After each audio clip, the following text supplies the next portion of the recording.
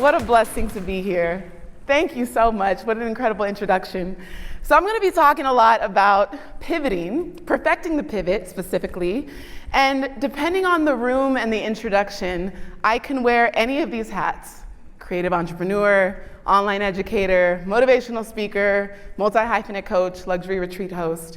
And I really want to help you all understand how you can really tap into different parts of yourself and create a business that you love by perfecting the pivot. Now, when I think about some of the things that I've done and some of the ways that I've been able to do it, the people that I've worked with, it's such an incredible opportunity. But who, during the pandemic, you doubled your business, or your business grew in the pandemic? Raise your hand. I think it's most of us. I had my first 7-figure year in 2020, and it was because of pivoting. So I'm really, really excited to get to talk more about this. So a little bit about my travel background: 91 countries, 6 continents, 0 husbands. I share that third stat because my mom is Nigerian. Shout out to anyone who else has immigrant parents. But if you have an immigrant parent, chances are they've given you 3 categories for your life. You might have heard this already: doctor, lawyer, or disappointment. I'm still in that third category, y'all. I'll get like a feature in Forbes, and I'm like, Mom, I'm featured in Forbes. Okay, that's nice. So you can still become a doctor, you know that. It's not too late. I'm like, oh my gosh, Mom, speaking on stage with Tony Robbins. Okay, but you can also be a lawyer. This is also an option. But one of the things I want to talk about as well is I've been on Instagram for 11 years. And in those 11 years, 5,596 posts. Can anyone do the math? This is literally a room of introverted nerds. Can anyone? 5,596 divided by 11. That's all right. That's 1.3 posts per day, every single day for 11 years. I don't just believe in my dream, I work for it. And when I talk about pivoting in different industries, like, you're gonna have to create content that backs up what you're trying to do. So one thing I want to talk about as well is that the downside to reaching mastery is stumbling upon boredom too. And this quote by Richard Pryor is so important, and it messed me up. The scariest thing in the world is getting everything you want, because then you get bored. And then you're like, what now? What's next? I've done the things. And I realized my biggest motivation to become successful was to prove my mom wrong. I was like, I cannot wait to make more money than doctors. Sorry, doctors. Anyone double as anyone moonlight as a doctor? What? But I was like, I'm gonna prove to her I can make more than surgeons. And once I did, it still wasn't enough. But spite is a hell of a motivator. But it wasn't enough. I needed a bigger reason why. Like, she was literally my reason why, proving her wrong. It was toxic, but it's all right. So when I talk about all of my pivots, this is Tony Robbins' studio. If you don't know, the reason Zoom has the capacity of 1,000 people is because of that man. Now, I know he's a little crazy. Tony's world, there's a lot going on there. But like, this man moves. Like, when he wants something done, it gets done. Literally called the CEO of Zoom. He's like, oh, it's a pandemic? Okay, well, make it possible to have 1,000 people in one room. Oh, sorry, Tony, we just make it possible. Here's what I'll pay. Oh, I think we can figure it out. So here's how it's going. Here's how it grew through travel. Here's how it began. 4th grade, 11 years old, in Mr. Miranda's class. 11 years old. And he's like, career day, everyone. I'm gonna write a bunch of professions on a flashcard, and you get to pick what you're gonna be for the rest of your life. So he's got nurse, police officer, firefighter, librarian, doctor, all of these cool professions. And all of my classmates are like, ooh, librarian. Everyone knew what they were gonna be at 11 years old. And I get to the desk, get to the front of the desk, and I'm literally, I'm waiting for my heart to skip a beat. You know that moment where you're like, ooh, that's me. I'm waiting to be called by something on a flashcard. Nothing. I'm like, it almost like flatlined. Was not inspired.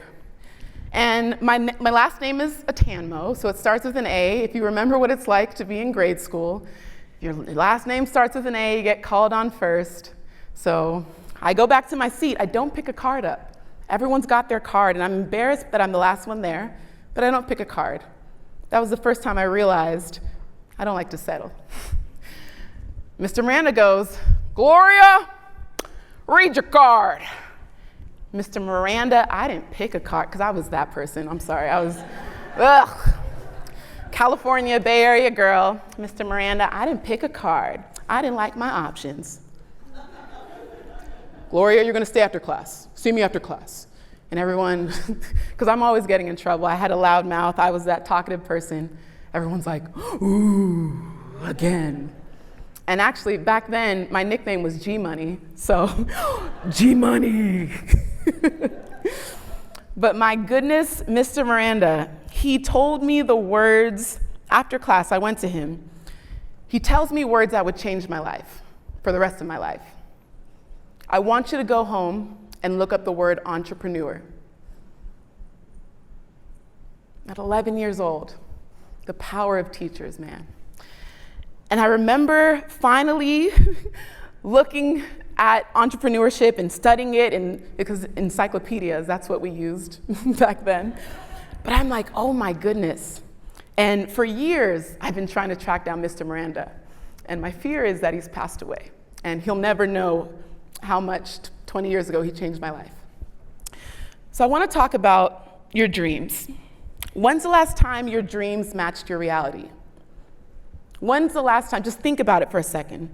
When's the last time your dreams matched your reality? You, tell me. When's the last time? I'm just kidding. He's like, sorry, I'll never do that again, my bad. Whew. You're awake, you got it? Okay. For me, 10 minutes ago, walking on this stage, I get to tell people about my story for a living. I get to show up online and create content that inspires other people to live their best life, to find their magic, to believe in themselves again. Now I'm gonna show and share something that Tony Robbins taught me, this affirmation, and you're gonna repeat after me, okay? Each time we're gonna say this sentence, we're gonna emphasize on a different word. So I'm gonna say it first, and then you're gonna repeat after me. I own my dream. I own my dream. I own my dream. I own my dream. I own my dream. Same sentences, different conviction. Same story, different message. That's all a pivot is. You are telling the same story, but you're thinking of a different message within that story. When I was traveling as a travel blogger, I started in 2012, was fully nomadic for about 8 years, living out of a suitcase. I was traveling for fun, traveling for my own excitement, traveling for my own fulfillment, traveling for a vacation. And I realized there's something deeper in here. I can't just travel for myself anymore. Now, if you own your dream, why aren't you living it? Don't mind the red parenthetical citation. Now, if you own your dream, why aren't you living it? It's okay to pivot. This is your sign to pivot. I want to talk about the first time I started pivoting, and then we'll get into some tangible takeaways. 5 years old, I sold cough drops. Now, how many of you have trolls? Give me a wave. If you have trolls, any online haters? Mrs. Slower, who's hugging me, she was my first troll. We'll get there in a second. I'm sick, and I go to class. Of course, my mom gives me cough drops. When you're 5 years old and you see a red shiny thing going in your classmate's mouth, of course you think it's candy. I didn't realize at 5 years old I would understand the concept of supply and demand. I didn't have the language, but I understood the concept. The next day I brought the whole pack and sold a cough drop for $0.25. I was hustling, y'all. Listen, G-Money was, listen. Okay? But then Mrs. Slower shut me down. You know how the haters do, they get, confiscated all my quarters. But at 11, I pivoted. Burn CDs. Who remembers FrostWire, LimeWire, Pirate Bay? Yo. Sometimes I was trying to download, like Kanye ended up downloading like a nude scene from a movie. It was a weird sight. It was a weird time. But there was no Apple Music, there was no Spotify. So I was, again, supplying for the demand. I was like, okay, I'm gonna buy the one CD and I'm gonna play it fully through, and then I'm gonna use this Windows XP software to record any audio that comes out of the computer. What I didn't know is that I would open up like a Word document and be doing my homework, and so the clicking sounds would actually be picked up as I'm recording for my clients at 11 years old. Like, yeah, Glo, thanks for that new Wheezy mixtape, but there's a little bit of some is that part of it? I was like, yeah, I think, Wheezy was a remix, okay? 16, I pivoted again. I sold Airheads at Costco. Bought it for $20, profited $40, selling $1 each. There is nothing more, there's no easier market than high schoolers, bored high schoolers in history class, physics, chemistry.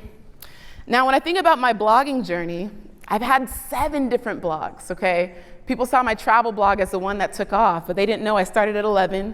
My diary blog, I'm a Lil Black Balla, holla. Again, hard-hitting content, hard-hitting news. At 13, that was the mixtape era. 16, I did pop culture and gossip, because that was around the era of TMZ. At 18, that's when I knew I was going to play collegiate basketball and tennis, so I started a sports blog. At 20, I launched my university's first academic blog. And then at 23, a month before I was going to graduate, a week before I told my mom, I changed my major and I'm no longer going to be a doctor. That's how scared I was of her. I waited a week before graduation to tell her, oh yeah, I changed my major. Okay? So here was my travel blog. Anybody remember CyberDuck? I built this on CyberDuck, not even Dreamweaver. Like, web development at the time was like so underdeveloped, but this was my very first blog that I built. I had a guest book. Like, literally, there was no email marketing. I collected emails, like, Nathan, this is so embarrassing, but I collected emails just for people to tell me hi or good job. There was no funnel, there was nothing to it, but that was my beginning. So why are people afraid to pivot? Why are people afraid to pivot? Again, if you're reading the parentheses, you're reading it, not me. You're saying it, not me. Why are people afraid to pivot? No one wants to fail publicly, that's it. My friend Brendan Burchard would always say, don't be afraid to start small. Every time you pivot, you are gonna start small, you are gonna start new, but you're not starting from zero. You're starting from experience. Might be in another industry, but you're still starting. But let them see you fall and fail, because that shit is relatable as fuck. All right, you're gonna wanna write this down, the pivot framework. So the first thing that you're gonna do, or the first thing that you're gonna anticipate when you're getting ready to pivot, is plan to lose followers. So this was a few months ago, my follower breakdown. While 12,000 people thought I was cool, 6,000 were like, eh. I was still net positive though. Is that always gonna be the case when you pivot? Absolutely not, because this was a month ago. In the negative. While 2,000 people thought I was cool, 3,000 people thought I sucked. Net negative, and that's okay. What you have to remember when you're pivoting is more people don't know you exist than do, okay? If you want to stay committed to your 500, you're missing out on the 5,000 that could help you, or that you actually want to be with. Always think about your evolution. Always think about who you're becoming.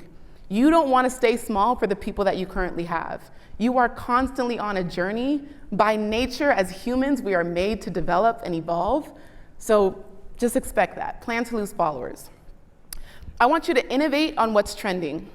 Now, a lot of times we see trends and gimmicks and we're like, oh, I'm not going to do that. How many of you, be honest, how many of you have posted a dancing TikTok or reel? You're forgiven. This is a safe space. I'm gonna love you the same. Don't come up to me after, no. No, it happens, it's trending. Instagram and TikTok literally reward if you take away your magic and follow like the one, it's almost like the one gimmick, the one crap. It's like people are forgetting what made them unique. And they're trying to figure out, okay, how can I look the same? And all of a sudden our timeline are full of people that are doing the same thing, and that's okay, because that's what Instagram is rewarding. So it's easy to think that that's what you need to do. But I want you to think a little bit deeper. How can I take what I do really well, take an industry that I just pivoted from, take an industry that I want to go to next, and bring that together to create my message? Innovate, innovate. I want you to validate all feedback. Oh, Glo, I miss when you used to post travel pictures. Well, thank you, Samantha. I miss it too, but right now I'm going to talk about personal development. I appreciate your feedback. Oh, Gloria, you're too woo. You talk about God too much. Thank you. He's changed my life. Next. Validate the feedback. The haters, the trolls, everyone's going to want a different version of you. Everyone is projecting a version of you that they created in their head. That has nothing to do with you. You don't owe anybody anything. You need to continue to stay true to who you are and who you're becoming. That's all you owe the world. Offer more than you receive. One of my favorite tweets. Now, I suck at asking for testimonials. I'm just not the person to be like, so what do you think of me? Am I great? And so I literally let my generosity in business be the testimonial. People will literally sing your praises for you if you are just a generous person. Now, I literally think the number 1 business strategy is generosity, but it can't be optimized. It can't be manufactured. It has to literally be something that you want to do. It has to be embedded. When I think about the value and the way that I price my products, we're going to get into all of that. I'm really excited. I break down my entire projected 2022 income stream or revenue. And when I think about how I price my products, if I am pricing something at $29, I am not thinking about giving them $29 worth of value. Probably going to give them close to $200. Because anytime you buy something that exceeds what you paid for, what are you going to do? You're probably going to go back and buy. You're going to buy from them again. Now, you also want to consider the lifetime customer value of any single person that has bought from you. Now, when I look at everything that I've put out in the last 10 years, we have, masterminds, summits, conferences, courses, retreats, academies, masterclasses. I've tried every type of service that an entrepreneur can offer. And if any single person has bought everything that I've offered in the last decade, they've given me over $50,000, one person. Now, how much easier is it for you to find your 1,000 true fans? Shout out to Kevin Kelly. If you haven't watched that video on YouTube, write down 1,000 true fans by Kevin Kelly. 1,000 true fans by Kevin Kelly. That video will change your life. It changed the way I market. It changed the way I show up on the internet. When you find your raving fans, you only got to worry about marketing and selling to them. And that's the beauty of over-delivering on your value and just charging, not charging what they're paying for. Okay, and then try something that scares you.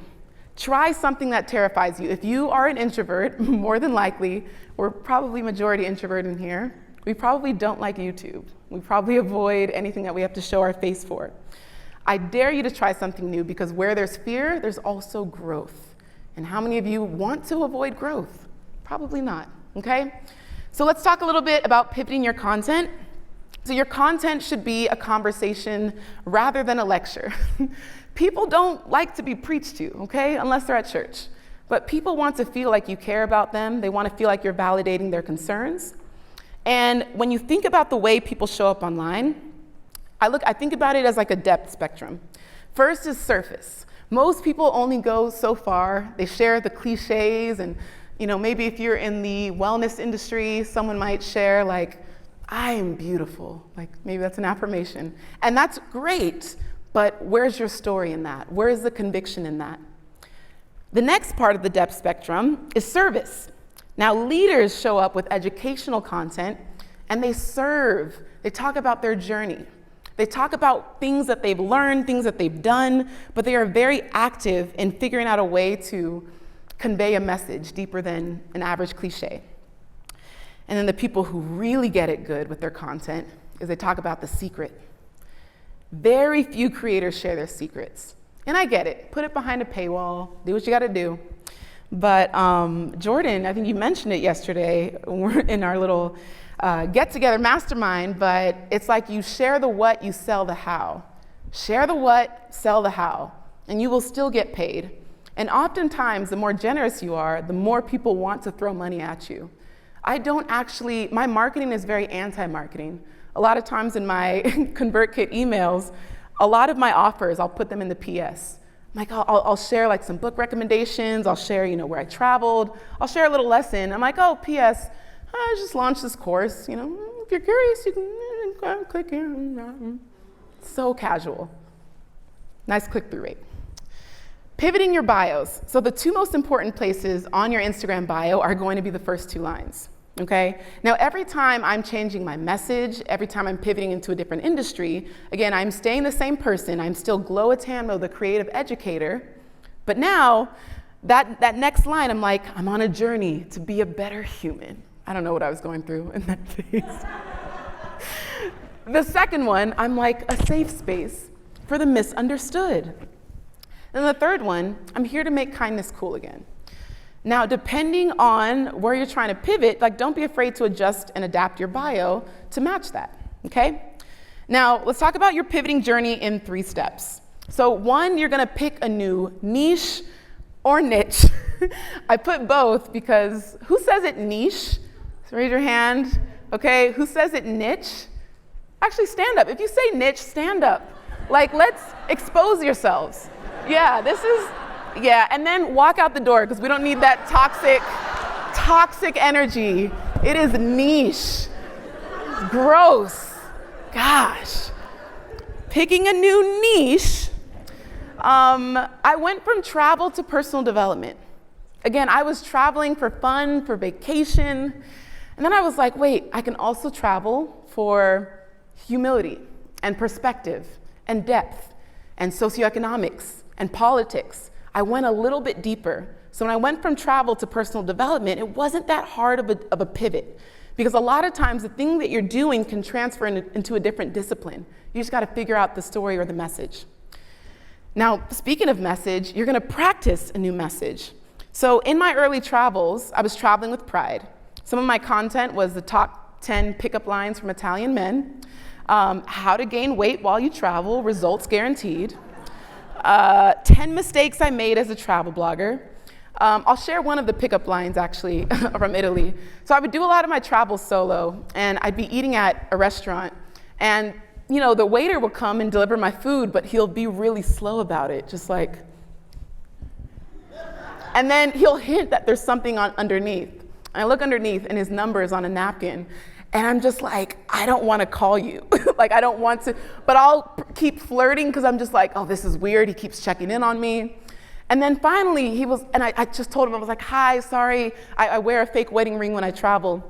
So I was like, oh, sorry, my husband. And he's like, oh, no, I just want a hug, but somewhere more private. I was like,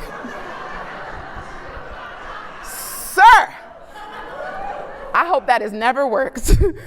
But after that, I started traveling with purpose, okay? Now my purpose is I want to educate and elevate humanity through teaching all the lessons I've learned in my life, and through my travels, and through different industries, and through different businesses. That for me is so much more fulfilling and aligned. Now, your pivot journey, I'm going to talk about now how you profit on a new product. So we're gonna talk numbers now. Who's uncomfortable with numbers, like finances, income? Okay, it's about to get real uncomfortable because I'm just gonna share it all, because I think the more transparency, the better the industry, right? So making an extra 10K a month. So in 2020, I did $500,000 on a $27 ebook. $500,000 on one $27 ebook product, okay? So if you break down the math and you break down the offers, now I know I also don't want to overwhelm you and give your audience digital whiplash. You have this book and you have this book. But again, when you pivot into different industries, you command respect from different communities. And so one community might want to buy this product from you, another community wants to buy a different product. So that's how I did it. Now, if you're thinking about okay, Glo, what kind of products, please feel free to take a picture that you can sell at these different price points. There's ebooks, there's templates, there's guidebooks, group coaching, membership, journals, mini courses, bundles, so many options, okay? The possibilities are endless. Now the next slide, I don't recommend doing all of these at once, but previous revenue streams as a booger. That is so embarrassing.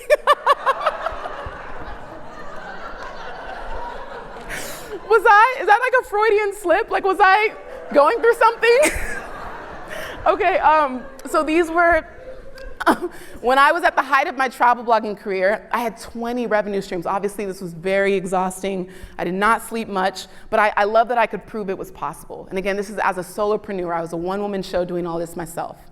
Now, this year, there's this idea that, okay, so first let's just break this down. Low touch, low ticket. This is something that you build once, you earn forever. Then there's something called high touch, high ticket. That means you need your active involvement in it. And then there's no touch, no ticket. That's speaking engagements, brand deals, consulting. Now, what's cool about this, and I'm gonna just share this because Nathan, you're so cool. And the reason, in 2020, my speaking engagements tripled.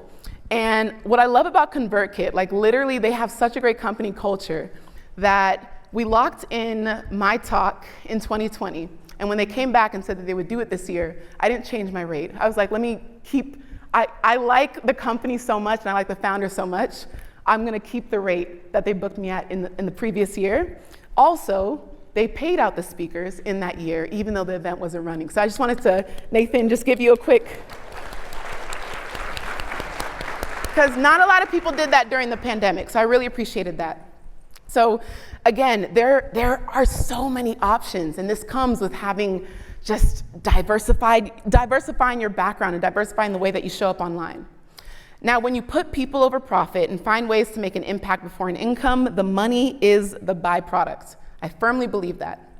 And as long as the pieces to the puzzle are on the table, putting them in place is just a part of the process. You're not gonna have the answers. You're not gonna know what to do every single day. You're gonna cry most nights. Maybe just me. Your therapist is gonna be there. You're gonna double up on your therapy, probably. But again, your content, it should be a conversation, not a lecture. People don't wanna be preached to. I want you to network like you've made it, work like you haven't, and no matter what level of success you reach, the minute you stop being excited to learn, the plateau is inevitable, and then it might be time to pivot. Now, in every pivot, I want you to remember this quote by Yvonne Orji. It rocks my world. I rent my title, I own my character. I rent my title, I own my character. These are two pivots that changed my life. The first one, this looks like a normal picture with girlfriends, right? What people didn't see or didn't know is that I was growing a 28 centimeter cyst on my ovaries, almost like a tumor. And I was so afraid to go to the doctor, so afraid to get it checked out, that I just continued to travel and hide it.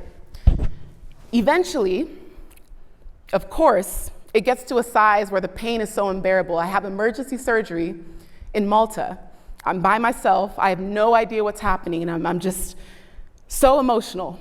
And a lot of times, when we let the money become our savior, or we let our metrics and the vanity metrics, we let that become the thing that we chase the most, we lose sight of ourselves. I was so caught up in my image that I didn't care about slowing down. I was like, no, I need more. I need the next thing. I need the next number. So making sure that you're checking in with yourself. This was a very traumatic time. This was 3 years ago in February 2019. They basically just did an emergency operation, 6 hours, put me under. And the worst part was, again, I was in Malta, and they were like, what's your insurance like? We've never operated on a cyst this large, so in case it doesn't work out, how do we transport your body back to America? It's a hospital. Deaths and births happen. It's nothing to them. So there was no delicacy or tact. And in that moment, I was like, what have I done? I've wasted this life, just me. What can I do for myself? What can I do for myself?